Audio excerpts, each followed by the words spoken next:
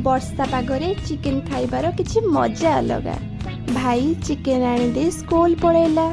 ସେ କହିକି ଯାଇଥିଲା ମୁଁ 1ଟାରେ ଆସିଲେ ଖାଇବି, ତୁ ଜଲ୍ଦି ରୋଷେଇ କରିନେବୁ। ବୋଉ ଆଜି ମାଟି ହାଣ୍ଡିରେ ଚିକେନ୍ ବନେଇବ। ସେ ପୁଣି ଚୁଲିରେ ପ୍ରଥମେ ଆମେ ଚିକେନ୍କୁ ଛୋଟ ଛୋଟ ପିସ୍ କରି ଭଲ ଭାବରେ ଧୋଇ ନେବା। ସେହି ସମୟ ଭିତରେ ମୁଁ ମସଲା ରେଡ଼ି କରିନେଲି। ହେଲେ ବୋଉ ପାରମ୍ପରିକ ପଦ୍ଧତିରେ ପିଆଜ ରସୁଣ ଅଦାର ପେଷ୍ଟ ବନେଇଲା। ଚିକେନ୍ ପାଇଁ ନେଇଥିବା ମସଲାଟି ପିଆଜ ରସୁଣ ଅଦାର ପେଷ୍ଟ, କିଛି କଟା ପିଆଜ, କଟା ଟମାଟୋ, ଲେମ୍ବୁ, ଦହି ଏବଂ ସୋରିଷ ତେଲ।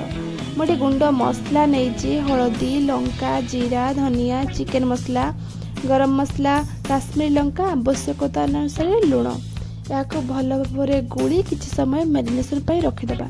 ଯଦି ଆପଣଙ୍କ ପାଖରେ ସମୟ ନାହିଁ ତାହେଲେ ଆପଣ ସାଙ୍ଗେ ସାଙ୍ଗେ ଗୋଳି ଏହାକୁ ବନେଇ ପାରିବେ।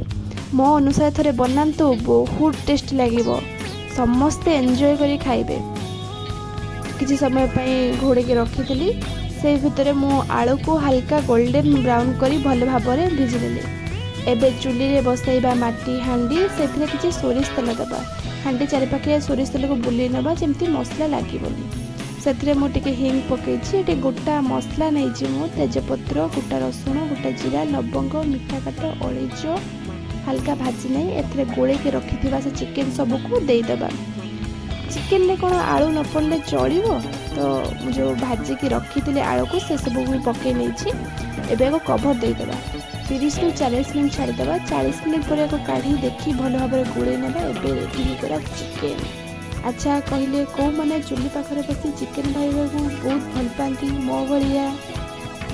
ମୁଁ ତ ଏଠି ବସି ଚିକେନ୍ କଷା ଖାଇଲି, ଆପଣମାନେ ବି ଖାଆନ୍ତୁ। ଭାଇ ଏବେ ସ୍କୁଲରୁ ଆସିଲା, ତାକୁ ବାଢ଼େଇ ଦେଇ ଆମେ ସମସ୍ତେ ମିଳିମିଶିକି ଖାଇଲୁ। ବହୁତ ଟେଷ୍ଟି ହେଇଥିଲା। ଆପଣମାନେ ବି ଏମିତି କଦଳୀ ପତ୍ରରେ ଖାଆନ୍ତୁ, ବହୁତ ବଢ଼ିଆ ଲାଗିବ। ରହିଲି, ଜୟ ଜଗନ୍ନାଥ।